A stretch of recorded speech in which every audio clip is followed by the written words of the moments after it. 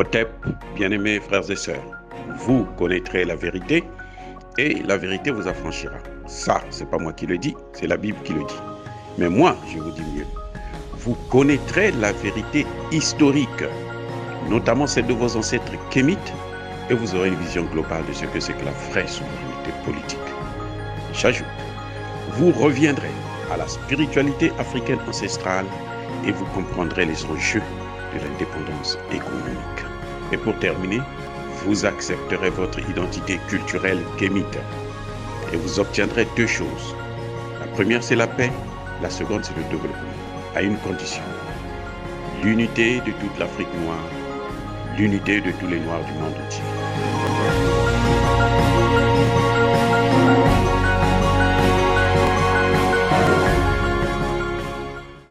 Otep à tous, bienvenue sur la chaîne des panafricanistes par essence, par conviction et par excellence. Celle des citoyens kémites par nécessité et obligation de combat. Nous sommes une chaîne qui n'est guidée que par nos ancêtres et rien que par les ancêtres qui appartiennent à l'égrégore du monde noir. Par conséquent, nous ne croyons en aucun Dieu venu de l'étranger. Toutefois, cette vidéo n'est aucunement destinée à inciter à la haine ou à la violence. Car nous menons un combat politique, géopolitique et géostratégique contre l'impérialisme, le colonialisme, le néocolonialisme et l'endocoloniat. Sur la base du principe fondamental qui nous a été légué par nos ancêtres kémites, qui est celui de la Mahat, c'est-à-dire vérité et justice. Vous êtes en droit de connaître la vérité et nous avons l'obligation de vous dire la vérité, afin que justice soit rendue au continent africain. C'est donc notre modeste contribution dans cette noble lutte en faveur de la souveraineté, la dignité et l'unité africaine. Et ça, c'est le panafricanisme. Oh, bien-aimés frères et sœurs, le président Macky Sall, c'est vraiment un président sale. Parce qu'il a commencé encore à pleurnicher partout pour demander de l'aide. La seule chose qu'il sait faire, lui, c'est flatter. C'est devenu un flatteur international. Il donne l'image d'une Afrique qui ne peut rien faire sans l'aide des puissances occidentales. Voilà la plus grosse erreur de nos leaders, de nos dirigeants. C'est de toujours avoir la main tendue. On a beau leur dire qu'en politique, l'aide n'a jamais été politiquement neutre. Car entre États, il n'y a pas d'amis, il n'y a que des intérêts. Donc toute aide qui vient de l'extérieur, elle a toujours été conditionnée par celui qui apporte l'aide. Vous êtes obligé de faire des sacrifices. On l'a vu avec le FMI. Les pays africains sont allés vers le FMI pour demander de l'aide, pour que le FMI puisse les aider à sortir du gouffre dans lequel on se trouvait après plusieurs décennies de pillage systématique des deniers publics par les gouvernements successifs en Afrique. Qu'est-ce que ça a donné ? Puisque c'était pour, comment dirais-je, protéger les intérêts des autres, quand ils apportaient de l'aide, ils ont posé des conditions. C'est là qu'on a créé les programmes d'ajustement structurel. C'est là qu'ils nous ont obligés à faire des privatisations. Donc tout ce que les pères de l'indépendance avaient essayé de mettre en place, on a tout bradé. On a privatisé, ils sont venus acheter, et puis bon, c'est maintenant eux parfois qui revendent encore, comme on le voit aujourd'hui au Burkina Faso, où des gens, Bolloré est venu, il a acheté à bas prix le chemin de fer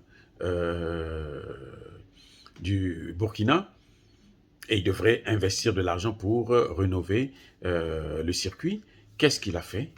Il n'a rien fait, n'a même pas mis un seul franc, et il veut revendre le chemin de fer là au prix d'or. Et c'est lui qui fait le bénéfice, ce n'est même pas l'État burkinabé. Voilà là où conduit l'aide. Être là, passer son temps à flatter, il est temps que les pays africains, les chefs d'État africains puissent prendre leurs responsabilités. Regardez, aujourd'hui, l'Europe est dans une situation difficile. C'est l'Europe qui a pris des sanctions contre Poutine, et aujourd'hui, l'Europe elle-même va payer le prix de ces conséquences, de ces sanctions. Et on le voit, nous qui dépendons de cette Europe, on aura des problèmes. Forcément. Parce que je ne vois pas pourquoi l'Afrique va être affectée par le manque de blé sur le marché ou des céréales. Si elle ne dépend pas de l'Europe pour avoir les céréales qu'elle peut avoir directement depuis la Russie. L'Afrique, aucun pays africain n'a mis la Russie sous embargo, que je sache. Donc, les vols entre la Russie et les pays africains vont continuer. Les bateaux vont circuler. Le transport va continuer donc à fonctionner comme si rien n'était. Ce qui revient à dire que nous serons toujours ravitaillés en matière de blé et de céréales. Si nous ne le sommes pas, c'est parce que nous avons préféré, notamment pour les pays francophones, d'aller acheter le blé et les céréales en France, alors qu'on sait très bien que la France elle-même, elle achète ça en Russie. Et la France se tape de gros bénéfices sur notre dos encore, comme d'habitude. Ça, c'est le prix à payer. On n'a pas besoin de demander de l'aide pour que ça change. Il est temps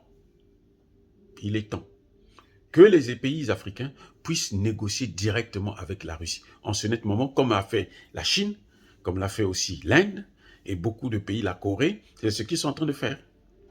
Ils négocient avec la Chine, donne-nous ceci, plutôt avec la Russie, et puis ils prennent ce qu'ils ont besoin. Ce qui leur manque, ils demandent ce que la Russie peut fournir, la Russie leur donne ça, et vice-versa.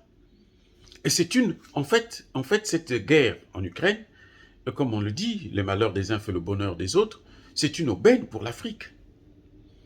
De se débarrasser du passage obligé en Europe, par l'Europe et son franc CFA, d'aller directement vers la Russie. Surtout la Russie a dit aujourd'hui, elle a même demandé aux pays européens, désormais, d'acheter leurs produits en roubles. Donc nous aussi, nous pouvons acheter leurs produits en roubles. Ou bien on utilise le dollar, plutôt l'or. C'est ce que la Russie demande aujourd'hui. Il y a le rouble, il y a le yen et il y a l'or. Et nous sommes capables d'assumer ça. Et c'est ce qui va nous permettre justement de sérieusement envisager la sortie du franc CFA.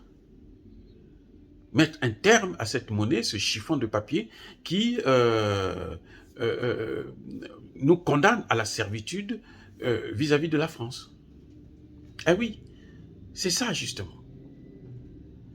Donc Macky Sall, au lieu de passer son temps à aller commander, dernièrement au sommet Union Européenne-Afrique, il est allé demander 250 milliards. On ne lui a même pas donné 1 milliard. Il est revenu la tête entre les cuisses. Et là, il continue encore à aller flatter. Maintenant, il dit, comme il y aura la famine, il y aura la baisse de production de blé et de céréales, et ainsi de suite, alors maintenant, nous allons souffrir, nous avons besoin de votre aide. Non. Il faut prendre. Les Européens sont en train de prendre des dispositions. Parce qu'eux-mêmes, ils sont affectés. Vous attendez qu'eux, ils prennent des dispositions, puisque eux, leurs dispositions, vous savez, c'est quoi? C'est s'appuyer sur l'Afrique.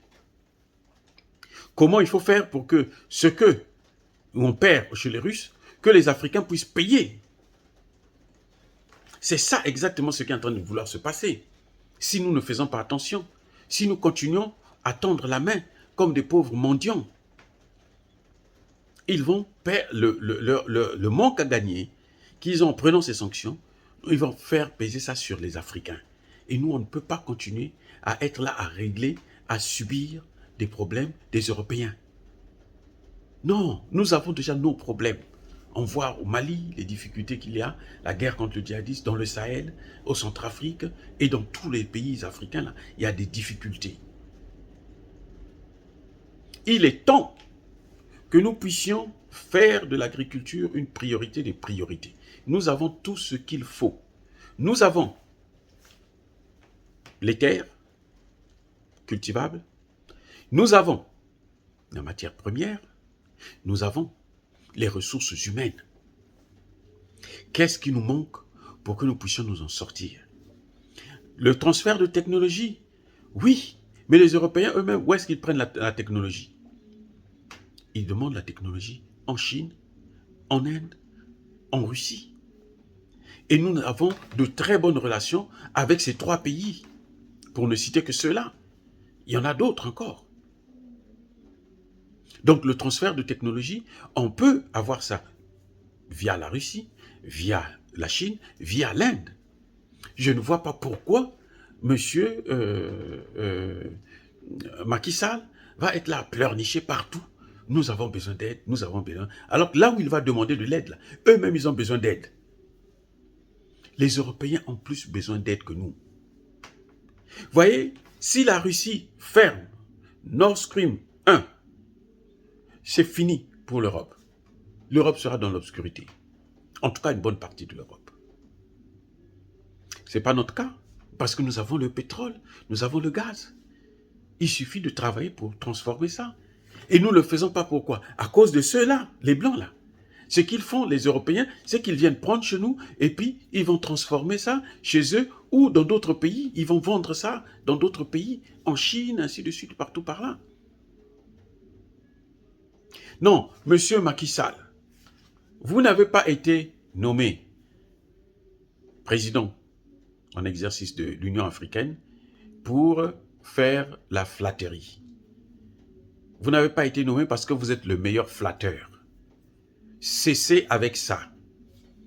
Je dis bien arrêtez avec ça. Il faut arrêter de nous faire honte. L'Afrique ne vous appartient pas. L'Afrique, c'est pour nous. C'est pour nous tous. Votre part de l'Afrique, là, c'est la même part que moi j'ai pour l'Afrique. C'est la même part que n'importe quel Africain a. Alors, vous ne pouvez pas, parce que vous avez un certain pouvoir, maintenant, sacrifier l'Afrique, humilier l'Afrique. Non, nous ne voulons plus de cette humiliation. Nous voulons travailler. Donnez-nous les moyens. Vous allez me dire qu'il faut de l'argent, il faut des investissements. Oui, c'est vrai. Je sais, je comprends ça. Mais cet argent doit venir d'où? Cet argent, ce n'est pas l'argent que les Européens doivent vous donner. Parce que les Européens vous font des prêts. Il n'y a pas d'argent. Quel est cet Européen qui va vous donner 250 milliards de dollars gratuits? Prenez cadeau. Sans qu'il y ait une contrepartie. Vous avez déjà vu ça où? Monsieur Macky Sall, pourquoi vous voulez mentir qui? Parce que je suis sûr que vous êtes sans ignorer les conséquences d'un tel prêt. Ou d'un tel don. Ce n'est pas un don. C'est un prêt. Nous serons obligés de rembourser. Et ça nous réduit encore plus à l'esclavage. On est condamné à se soumettre à tout ce que les Européens veulent prendre chez nous en Afrique. C'est pour ça que vous voyez que les pays de la CEDEAO étaient obligés de prendre des sanctions qui n'ont aucun fondement juridique, ni technique, illégales, illégitimes et inhumaines. Ils sont obligés. Et l'Union africaine a suivi, a soutenu ces sanctions. Alors que tous, ils pouvaient voir que non, mais il y a quelque chose qui ne va pas avec ces sanctions. Ils pouvaient voir ça. Mais ils n'ont pas pu voir ça parce qu'ils ont les yeux fermés, parce qu'ils sont dépendants, parce qu'ils ont passé leur temps à flatter, à tendre la main auprès de ces gens-là. Et que voilà maintenant que ces gens-là leur disent, ben, écoutez, nous on veut ceci, donnez-nous ça. Ils sont obligés de sacrifier tout un peuple, tout le Mali, juste pour faire plaisir à leurs donneurs, leurs prêteurs. Parce qu'en fait, la France est un créditeur seulement. Voilà le vrai problème. Et on ne peut pas continuer comme ça. Nous sommes prêts. La jeunesse africaine est prête à se mettre au travail. Donnez-nous les moyens. Et le meilleur moyen pour nous, c'est d'abord d'obtenir notre souveraineté monétaire. Créer la monnaie. Si vous créez une monnaie africaine, pas l'écho de Emmanuel Macron et Alassane Ouattara, si vous créez notre monnaie à nous, ça vous donnera la possibilité d'acheter des machines et de commencer à créer des richesses. Et c'est là qu'on parlera du développement.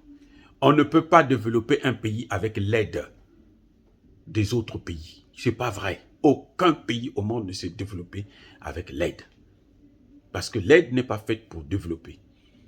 L'aide est faite comme un recours pour soulager la douleur.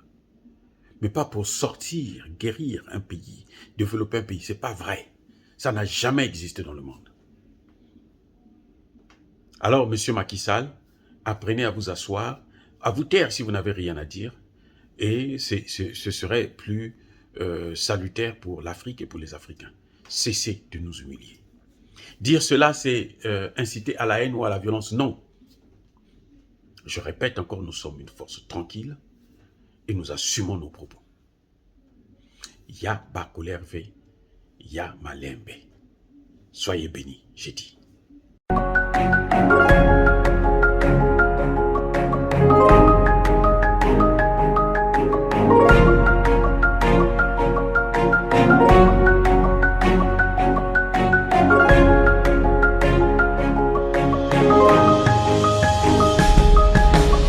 Eux, ils marchent par la foi et non par la vue. Mais moi, je vous conseille vivement de marcher par la connaissance scientifique et historique, notamment celle de nos ancêtres kémites, par les 5 sens et par l'intelligence. Otep, vive l'Afrique éternelle et que Dieu vous bénisse. Abou Apia.